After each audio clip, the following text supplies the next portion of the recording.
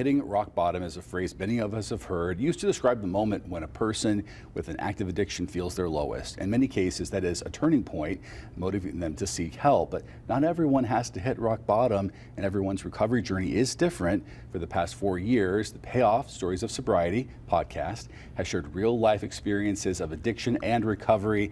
And joining us today to share what is possible on the other side of addiction is our friend and podcast host, Pete Sousa. Thanks for being here, Pete. It feels like you never really left. No, I feel like I'm always here in spirit, and I'm delighted to be here today. Well, I love having you back, yeah. And showing off the guns today, obviously. Put the gun show on. You have to wear a suit. That's fantastic. It's a luxury. It's like a pop gun, but I'll take it. You start your podcast by asking people their sobriety date. That's what the question that you ask them. Why is that important? You explain what that is. Well, I like to ask them that because, one, it kind of makes them comfortable, right?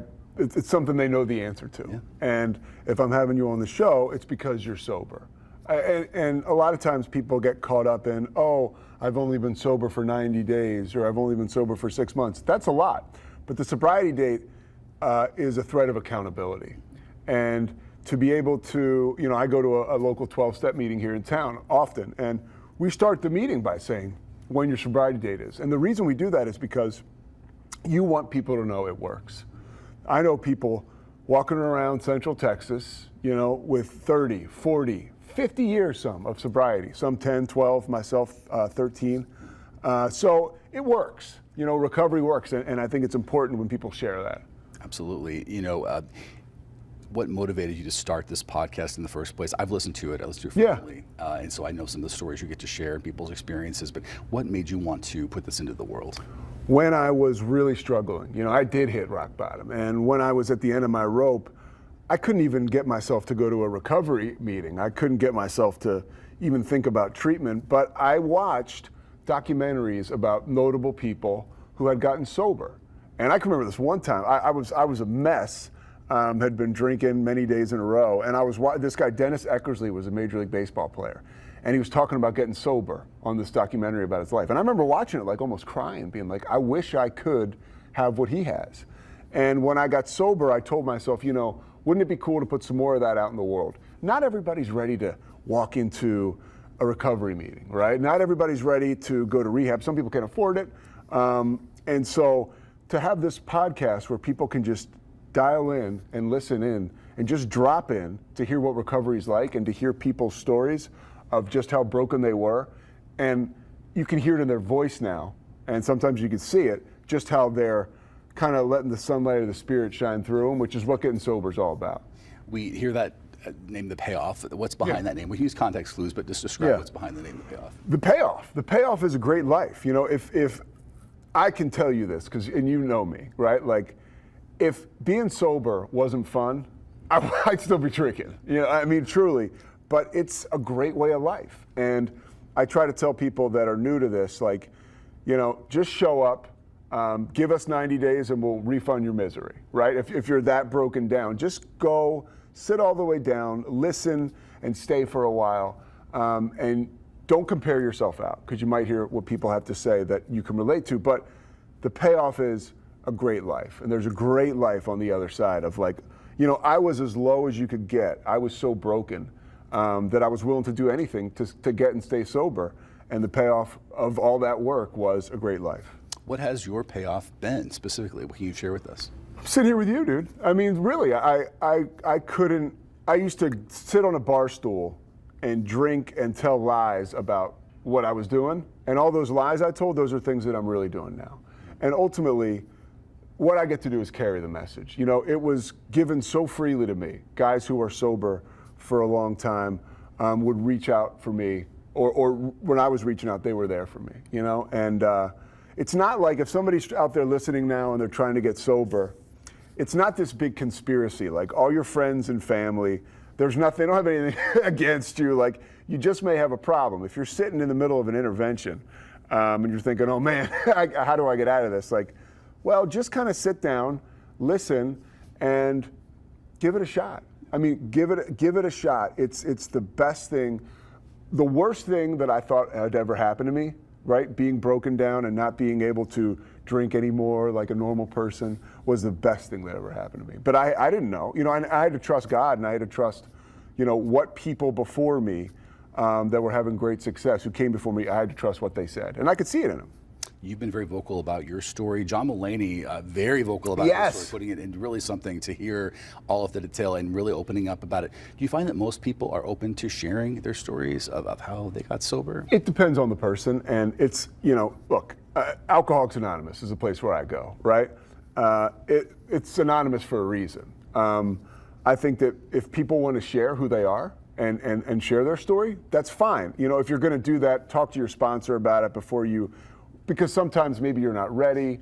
You know, I had talked to a lot of people before I started to share this stuff on this podcast. Two of them worked here, Bob Walters and Josh Young, our news director and general manager, and they gave me the green light to do this. So I wouldn't be sitting here with you talking about sobriety if those guys, you know, a lot of news stations or maybe a different company outside of Gray would have been like, no, this is too much. This guy's our morning anchor. We can't have him out there. Who knows what he's going to say? Josh was like, dude, go for it.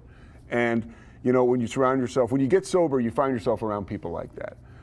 But I just want people to know, like, it's not like a basement of a bunch of boring people, right? Getting sober, like there's people, that's why sometimes I wish more people were a little more vocal, because there's people in your life who have what you want, and it's because they're sober, but you have no idea that they had a drinking problem to begin with. That's their business, but that's why I share what I share. Are there challenges you find that are unique to Central Texas in living that life, in living a sober life? Or are there advantages? What do you think, what's it like, especially here in this area? That's a great question. That's a great question. Central Texas is great because there are a lot of meetings around here. So if you're having trouble, you can look it up online, try to find a place to go to a meeting. There's an AA hotline you can call, and they can tell you where to go to a meeting. If you work a program of recovery the way that you're told to work it, the way that your sponsor tells you to work it, this is specifically for me, right? There's no place you can't go. Like, you know, recovery is not a tunnel to more meetings, it's a bridge to life. Somebody told me that a long time ago, and I didn't know what they meant until I experienced it myself. So it really is, it doesn't matter where you live, you can live. I got sober living in Jersey City, working in New York City, and people were like, oh, it's gonna be too. Guess what, there's more meetings in New York City than almost anyone on the planet. So if you want it bad enough, it's okay. You can go wherever you need to go if you have singleness of purpose. You know, look, I'll go to a restaurant, Christy's here, my fiance, like I'm kind of boring. Once I like to be home by like 9:30. Not because I'm worried to be out anywhere around alcohol. I'm old. I want to go to bed, you know? We can relate on that. I am the same way about it. And we have a picture, I think, of you and your lovely fiance if we want to show that. Oh, really? It's pretty exciting. Yeah, well, this is the payoff to getting sober. How about that? Beautiful couple there, and the ring is gorgeous, and congratulations. Thank you very much. To you both. Yeah. You kicked off a new season a couple weeks ago. What are some of the guests you've had and some that you hope or plan to have on this season? Yeah, I mean, I guests I've had, you know, Lee Steinberg, a sports agent, Ryan Leaf, former football player, Tony Mandrich, former football player, Jay Moore, the comedian and actor. Oh, really? Jay Moore? Yeah, so people you've known, you know about, but then there's also people that you don't know. You know, like I try to kind of run the gamut to put, like, not just everybody's a celebrity. Certain people are, you know, just like me or you. I talked to a guy, the show went up today, Andrew, from where I'm from in Philadelphia. He's 5 years sober, just an amazing story. I just want to keep sharing the stories of recovery. I just want people to know there's always hope. And if you want to check in, you can drop in and listen to the Payoff with Pete, Stories of Sobriety, and maybe that hope is there for you too. If someone is listening to this or watching this and they are actively dealing with addiction, you know, what do you want them to know is on the other side? You kind of alluded to it earlier, started to get into it, but what else would you like to share about what awaits them after they kind of take that first step and kind of get down this road? Well, if they're dealing with this right now, they know that your life is very small, right? And you know what I'm talking about if you're struggling with this right now. And your life will be huge, right? Like the relationships that I burnt so many bridges in my active addiction and had so many relationships break down. I never thought I would just have a healthy social life or have healthy connections in my life, and it's all come back in spades, you know? So I would say to anybody that thinks they can't do it, yes, you can, because I did it, and I'm telling you, if I did it, you can do it. And there's always hope. There's always hope, but you got to be willing to do the work, you know? What do they say? Like, God rewards honest effort, not wishful thinking. So you've got to do your part, but I'm telling you, the community and the mojo you get from all that, it's a great life. Anything you'd like to tell people as far as what they can do to support others? I love this. We didn't get to do interviews this long on the morning show. This is the best. The best, right? Yeah. But to give somebody advice if they have a loved one struggling with addiction and they're trying to go through this process of recovery and they're struggling, what would you tell them they can do to help? Should they go hands off? What should they do? There's one piece of information a therapist told me once, because I was dealing with the same situation, even being sober. If you have somebody in your life that's really struggling with drugs and alcohol, it's best to have a plan in place for when they come to you and ask for help, right? The way that the alcoholic mind works, at least mine did, you have a huge weekend maybe, and then you take it into like a couple more days, 4 days you've been on a bender. You wake up in the morning and you say, I'm done. If you turn to a loved one or a family member and they say, the car's ready, I talked to somebody who's sober, they're gonna take you to a meeting. Or the car's ready, we got a rehab set up for you. You gotta kind of strike while the iron's hot, because like the typical alcoholic, 3:30 comes around, 5 o'clock, I'm starting to feel pretty good. I forget about all that. So when people ask for help, be ready to provide them with action steps and places they can go. There's a place in town here, Senecor. I can't really speak for them, but I know of it, and I know it's a treatment center. It's not like it's gonna cost you, all the money in the world, And, okay, so real quick, any final thoughts, including any guests you would love to have? I mean, you've already had some pretty amazing people, but any big guests? I would put it out there. I would love to have like a Rob Lowe. Okay. That's somebody who I'm over the moon about. Chris Mullins, a basketball player. When I was sober, I was at NBA Summer League, and I was working for the NBA Development League. And I was in Vegas for 2-3 weeks. I hadn't been to a meeting. I didn't know where to go. And Chris Mullins is sober. And I had to interview him for my job. And he didn't want to do the interview. He was like, oh man, whatever. But he's a nice guy. And I knew he was sober, 20 years. So the cameras are done, everything moves away. And I'm like, Chris, I got 1.5 years sober, but I'm struggling out here. He's like, oh man, he pulls up his phone. He's like, there's a meeting over here at Harrah's. Okay. There's a meeting. And that's guys like that. I mean, that was a moment to me like, man, this is working. So Chris Mullen, I'd love to have you on too, and Rob Lowe. Yeah. Well, we love it, Pete Sousa, and what you're doing. Pete, this is for you. This is for you too. These flowers are yours.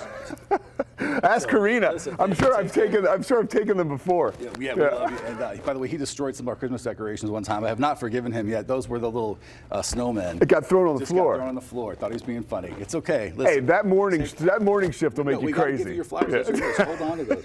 Again, send the QR code in this. Justin just gave me the world. I love it. The Payoff with Pete Sousa. Scan the QR code there. Stories of Sobriety. You can find it streaming on Spotify, Apple Podcasts, wherever you get your podcast, and we will be right back.